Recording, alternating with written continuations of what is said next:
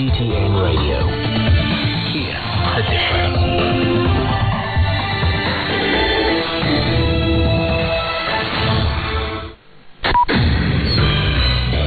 Now the news. I'm Zhu Tianlu. The top leadership of the Communist Party of China has held a meeting to analyze the economic situation and set out the economic work for the second half of the year.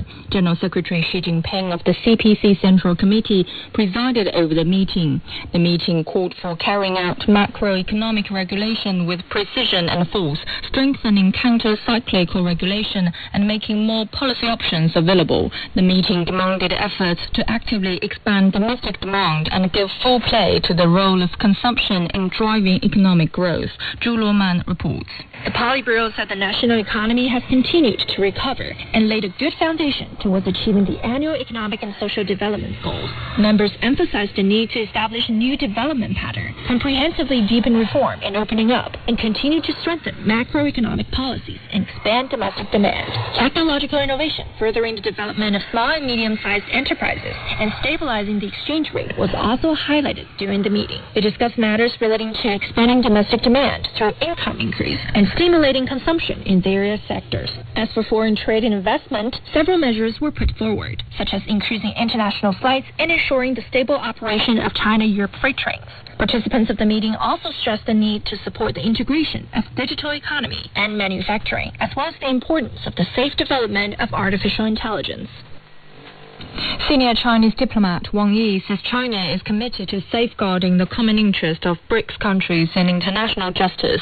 While meeting with South African Foreign Minister Naledi Pandor in Johannesburg, Wang said China is willing to work with South Africa under the Belt and Road framework in the digital economy, clean energy and poverty alleviation. The Chinese diplomat is in South Africa to attend a meeting of BRICS national security advisors and high representatives on national security. He also met Indian National Security Advisor Ajay Doval and said China is ready to promote multilateralism. While speaking with Secretary Nikolai Patrushev of Russia's Security Council, Wang expressed China's readiness to further strengthen strategic communication with Russia. The senior Chinese diplomat also met a special advisor to the Brazilian president and the Secretary of Iran's Supreme National Security Council on bilateral and multilateral ties. China's top economic regulator has unveiled detailed measures to further encourage private investment as the country moves to revive the private economy.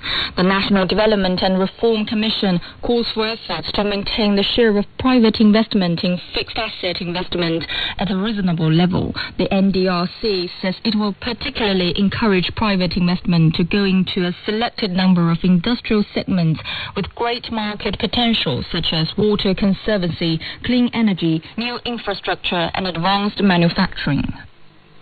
The Chinese embassy in Japan has blasted the North Atlantic Treaty Organization for its frequent interference in Asia-Pacific affairs. The embassy also urged Japan to refrain from actions that undermine trust among countries in the region. The embassy said NATO has continued to intervene in Asia-Pacific affairs, stirring up confrontation between camps and causing a high degree of vigilance among countries in the region. Israel's legislature has passed the first law in a series of proposals to overhaul the judiciary system. Protesters have taken to the streets demanding Supreme Court intervention. Israeli Prime Minister Benjamin Netanyahu says the changes are necessary to correct an imbalance of power. Stephanie Fried reports. A vote on Monday passed a bill into law which essentially weakens the court system and strengthens the government. And now more votes stand to pass, and again, these are votes that the understanding is they're going to weaken the judicial system, empower the government. Well, the people here on the streets say they're going to keep coming to the streets, and there will be an appeal. Whether that will succeed remains to be seen. Qatar says it has appointed a new ambassador to the United Arab Emirates. The announcement marks a significant step for the two countries after years of severed relations. The UAE and Qatar announced the re-establishment of diplomatic ties on June the 19th with the reopening of their embassies in Doha and Abu Dhabi. And that's the news. I'm Zhu Tianlu.